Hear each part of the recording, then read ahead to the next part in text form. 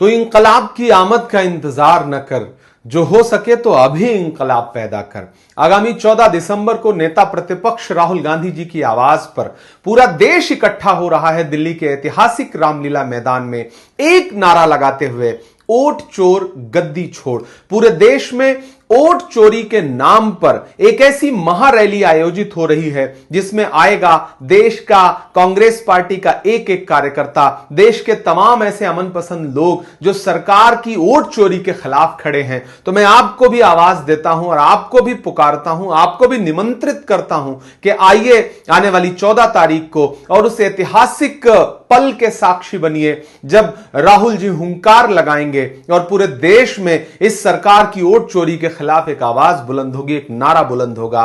आइए 14 दिसंबर ऐतिहासिक रामलीला मैदान दिल्ली का आप सबका इंतजार रहेगा। साथियों, न्याय योद्धा राहुल गांधी जी ने वोट चोरी के सच को पूरे देश के सामने उजागर कर दिया। अब वे 14 दिसंबर को देश की राजधानी दिल्ली में रामलीला ग्राउंड में एक बड़ी ऐतिहासिक रैली करने जा रहे हैं, जिसमें हम सब उनका साथ देंगे। तारीख की नजरों ने वो मंजर भी देखे हैं जब लम्हों ने खता की थी, सदियों ने सजा पाई। तो आज वो लम्हा है। अगर हम आज रामलीला ग्राउंड में नहीं पहुंचे तो हमारी आने वाली पीढ़ियों को उसकी सजा मिलेगी। हमारे देश का लोकतंत्र खत्म हो जाएगा। ये चुनाव प्रक्रिया निष्पक्ष और पारदर्शी हो, इसके लिए आपका रामलीला ग्राउंड में 14 दिसंबर को आना इतिहास में लिखा जाएगा। जय संविधान, जय हिंद। नमस्कार साथियों, आज हमारा देश बहुत खतरनाक मोड़ पर खड़ा है। वोट चोरी का मुद्दा कोई तकनीकी गड़बड़ी नहीं है, ये सीधा लोकतंत्र पर हमला है। वोट की ताकत पर सीधी चोट है। वोट सही है गलत है ये कौन निर्धारित करेगा? आज पूरे देश में एक ही सवाल है, बीजेपी और इलेक्शन कमीशन में क्या गठजोड़ है? क्यों इलेक्शन कमीशन बीजेपी के अधीन होकर काम कर रहा है? जो भी सवाल करता है उसका जवाब ना इलेक्शन कमीशन के पास है ना बीजेपी के पास है। राहुल गांधी जी और कांग्रेस लगातार सवाल उठा रहे हैं कि वोटर लिस्ट सही होना चाहिए, उसमें किसी भी तरह की गड़बड़ी नहीं होना चाहिए, वोटर लिस्ट को डिजिटल फॉर्मेट में दिया जाना चाहिए। उन्होंने तथ्यों के माध्यम से बताया किस तरह से पूरे देश में वोट चुराए जा रहे हैं, वोट ट्रांसफर हो रहे हैं, वोट जुड़ रहे हैं, कट रहे हैं, और इसका एक भी जवाब ना इलेक्शन कमीशन के पास है ना भाजपा के किसी लोगों के पास है।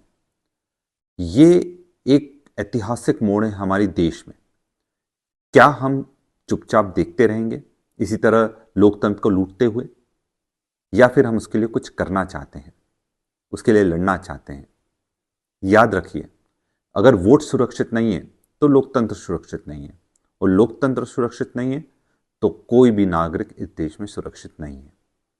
और इसलिए आवाज उठाने के लिए 14 तारीख को 14 दिसंबर को रामलीला मैदान में एक ऐतिहासिक आंदोलन होने वाला है, एक ऐतिहासिक सभा होने वाली है। ये सिर्फ कांग्रेस की सभा नहीं है, ये हर उस व्यक्ति की सभा है जो इस देश से प्यार करता है, जो सच्चा देशभक्त है। और आप सबको वहां आना होगा ताकि हम लोग इस देश के लिए लड़ाई लड़ सकें, इस देश की आत्मा को बचाने के लिए लड़ाई लड़ सकें। तो आइए 14 दिसंबर को हम लोग रामलीला मैदान पहुंचकर इस सो रही सरकार को जगाने का काम करें।